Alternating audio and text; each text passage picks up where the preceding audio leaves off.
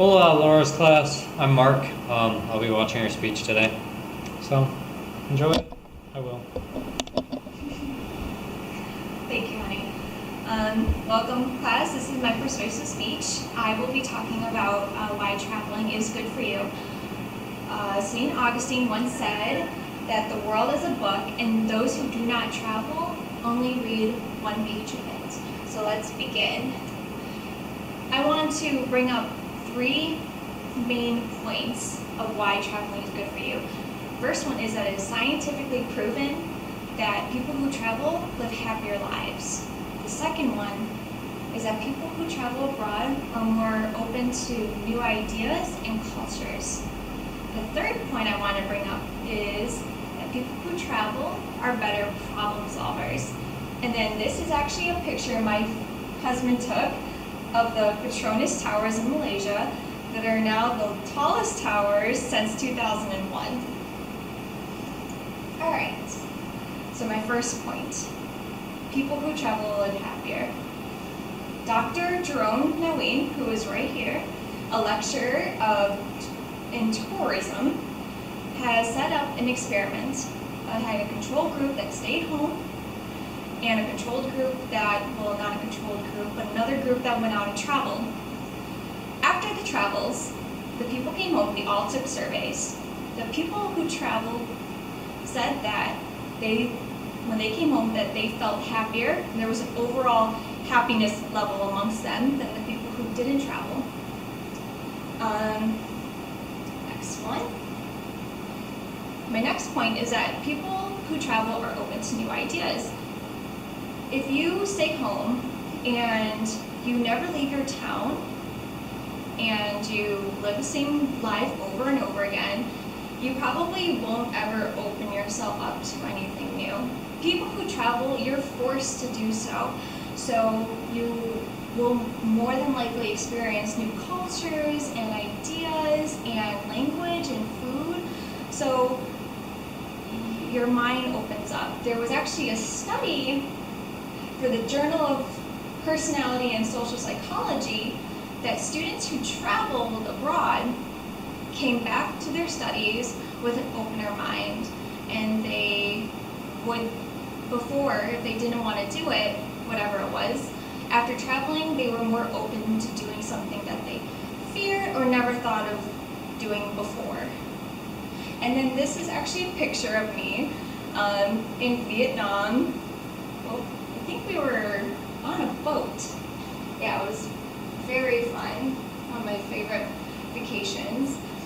My third point is that people who travel are better problem solvers. Now, nobody has ever had an amazing trip. Let's be honest, everywhere you go, you're going to run into problems. You're going to have your car's going to break down, or something that you schedule might cancel. In this way, people who travel have to think on the quick and come up with something to,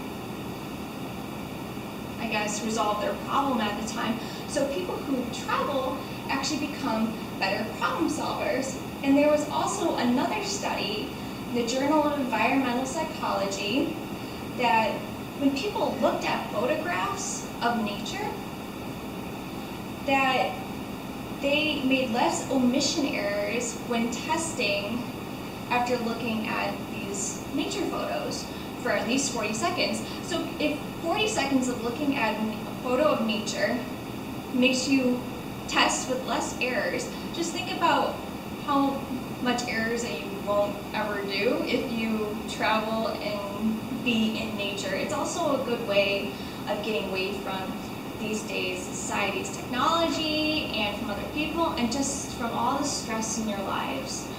And this is a picture of, stare at it for 40 seconds, is a picture of Mount Doom in Mount Tongariro, New Zealand. It's another trip that I have done. It's an 8-hour hike, and I do not recommend doing it. No, don't do that one. So let's wrap this up. What have we learned today? Traveling makes people happier. Studies have proven this. Same with the fact that being away from society and being with nature is good for the mind and the heart. And experiencing cultures brings open an open mind.